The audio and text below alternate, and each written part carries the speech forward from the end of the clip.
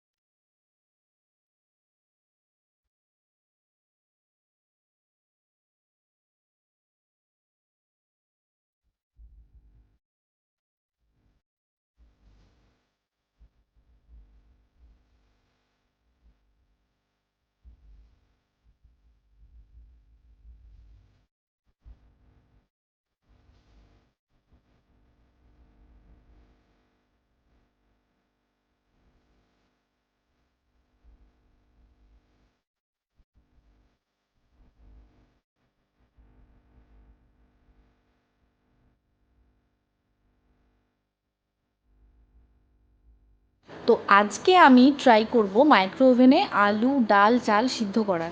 এটা হয়ে যাবে আমি জানি, কিন্তু ব্যাপারটা হচ্ছে যে হাস্যকর ব্যাপারটা হচ্ছে যে আমি ছুরিটা ব্যাগের কতটা ভেতরে রেখেছি সেটা বুঝতে না পেরে কাঁচি দিয়েই আলুটা কাটছি। কারণ আবার আমাকে তাহলে ব্যাগের সব জিনিস বার করতে হবে, যেটা ভেবেই আমার গায়ে জ্বর চলে এলো। তাই জন্য আমি দেখলাম কাঁচি করে কাটাটাই বেটার। যেভাবেই হোক আলুটা কেটে ওই ডালে চালে সেদ্ধ করাইটাই তো মেন উদ্দেশ্য, তো সেটুকু হলেই হয়ে যাবে। তো চল এটা আমি ধুয়ে আনি আগে। ধুয়ে এনে এই দেখো দিয়ে দিলাম। এবার এটাতে দেবো একটু চাল আর দেবো একটু মুসুরির ডাল।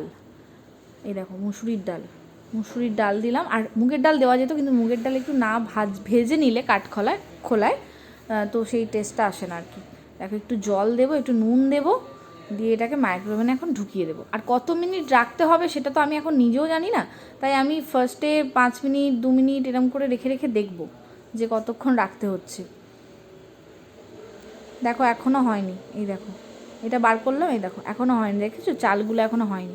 তো এটাতে আমি আরেকটু জল দেবো, দিয়ে আরেকটু বসাবো। এইভাবে 5 মিনিট করে আমি করে নিচ্ছি। আরেকটু জল দিয়ে আমি আবার মাইক্রোওভেনে বসিয়ে দেবো 5 মিনিটের জন্য। তো এই দেখো, দেখা যাক এবার হয় কি না। এবং 5 মিনিট হয়ে যাওয়ার পরেও আমি একটুখানি রেখে দেবো। এই দেখো একদম পারফেক্ট হয়ে গেছে, আলু চাল ডাল একদম দারুণ গলে গেছে। চলো এবার ওকে একটু খাইয়ে নিই। ওর গা হাত পাটা আমি একটু মুছে দিয়েছি, তো এবার ওকে খাইয়ে নেবো ঘি দিয়ে।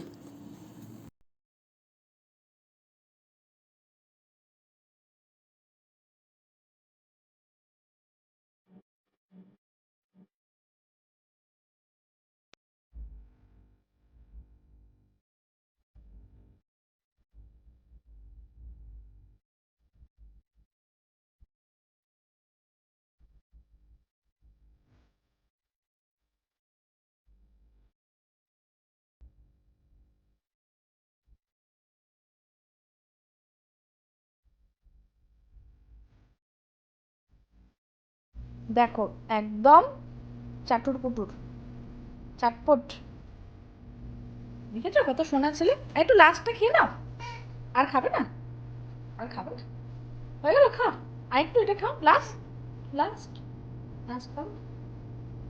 বেশ ঠিক আছে, চলো এবার ঘুমাতে হবে, চলো।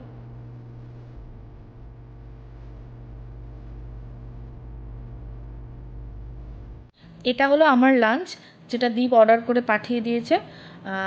আর এটা হলো আগের দিনের যে চিকেনটা একটু ছিল সেটা আমি রেখে দিয়েছিলাম, সেটাকে একটু গরম করে নিয়েছি। আর দীপ বাইরে খেয়ে নিচ্ছে এখনই, কোনো একটা রেস্টুরেন্টে ঢুকে কিছু একটা খাচ্ছে, এলে জানতে পারবো যে কী খাচ্ছে। তো এই দেখো ফ্রেঞ্চ ফ্রাই, তার সাথে বার্গার, আর এটা একটা গিফট দিয়েছে কিছু কি রিং টাইপের, এই দেখো সুন্দর দেখতে, এটা রনর খেলনা হয়ে যাবে। আর তার সাথে একটা ড্রিঙ্ক দিয়েছে, চকলেট ড্রিঙ্ক। আর এই সরু মতো যেটা দেখছো ওটা একটা ফ্লেভার টক দই, কিছু একটা ফ্লেভার ছিল, আমার এখন মনে পড়ছে, স্ট্রবেরি ফ্লেভার, স্ট্রবেরি ফ্লেভার ছিল। আর দেখো কি বৃষ্টি,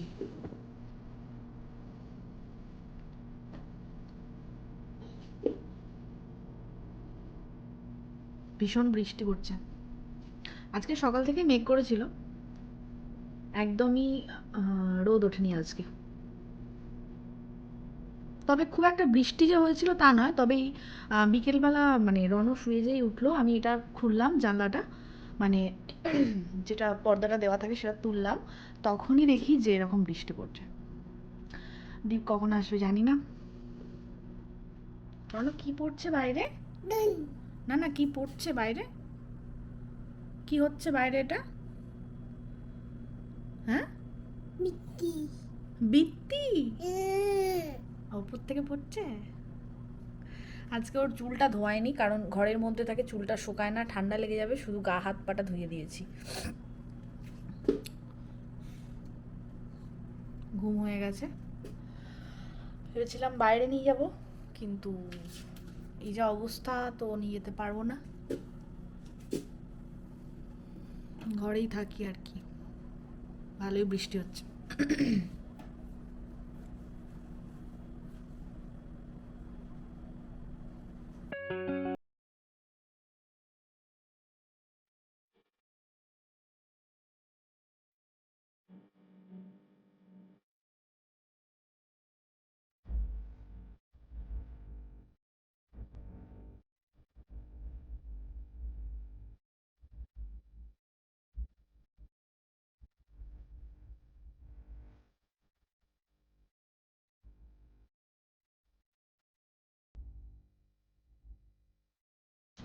দীপ চলে এসছে অনেকক্ষণ হলো, আর একে দেখো কি করছে। এই কি করছিস তুই? বন্ধ কেন? কেন কেন কি করবে তুমি? কি করবে তুমি? বন্ধ করে কি করবে?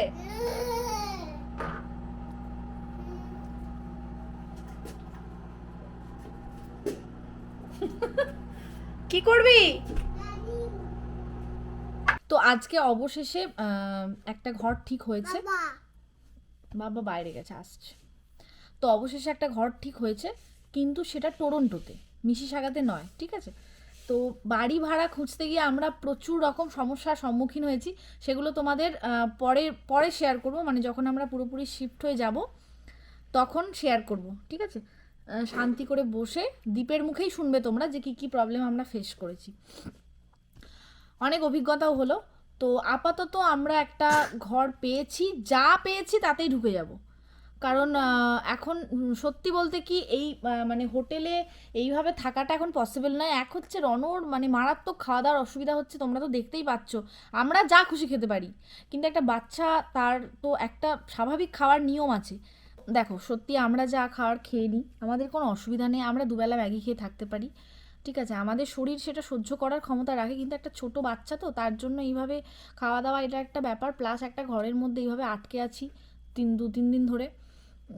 তো সবটাই খুব প্যাথেটিক হয়ে যাচ্ছে, প্লাস আমাদের টাকাটাও দেখতে হবে, কারণ এখানে আমরা ডলারে খরচা করছি, এখন আমাদের ডলারের মাইনে এখনো ঢোকেনি, তো ডলারে খরচা করছি, সেই দিকটাও দেখতে হবে, পকেট ফাঁকা হয়ে যাওয়ার জোগাড়। সেই জন্য আমরা যা পেয়েছি সেটাতেই আপাতত শিফট করে যাব, ঠিক আছে।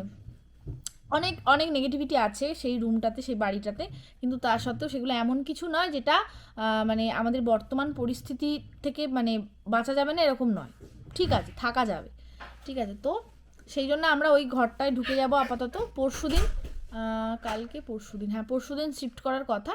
তো তোমাদের সঙ্গে সব কিছু শেয়ার করবো। আর মানে ফ্ল্যাট যখন খুঁজতে শুরু করি তখন আমাদের অনেক রকম ক্রাইটেরিয়া ছিল, যেহেতু আমরা মানে খোলা পরিবেশে মানুষ হয়েছি, তো আমাদের ঘর মানে একটা বারান্দা থাকবেই, না হলে খুব বদ্ধ লাগে। তো সেই সব ক্রাইটেরিয়া, এরকম আরও অনেক ক্রাইটেরিয়া আছে ছোটোখাটো, তো সেগুলো অনেকটাই ম্যাচ করছে না যে ফ্ল্যাটটা আমরা পেয়েছি। তো ঠিক আছে, চলে যাবে, অসুবিধা নেই। আর এখানে হচ্ছে 1 বছরের এগ্রিমেন্ট হয়, 1 বছর এখানে থাকবো, তারপরে কোথাও একটা চেঞ্জ করে নেব, বা যা যেমন পরিস্থিতি হবে সেরকমভাবেই চলতে হবে। আপাতত আমরা ওই ঘরটাতেই শিফট করছি, এটা ফাইনাল, ঠিক আছে। তো এই হচ্ছে ব্যাপার, আজকে ফাইনালি আমরা একটা সুখবর পেলাম, কিন্তু শিফট না করা অবধি কিছুই বলা যায় না এখানে। যাই হোক, তো পরশুদিন আমরা শিফট করব, এটুকু কথা হয়ে আছে, দেখা যাক কি হয়। যথারীতি রনর জন্য আমি ঠিক সেমভাবেই দুপুরের মতো আলু ডাল ভাত সব সিদ্ধ করে নিয়েছি, আর এই দেখো ঘি, মায়ের বানানো ঘি, এটা দিয়ে মেখে আবার একটু খাওয়াবো। আর আমাদের খাবার এখন অন দ্য ওয়ে।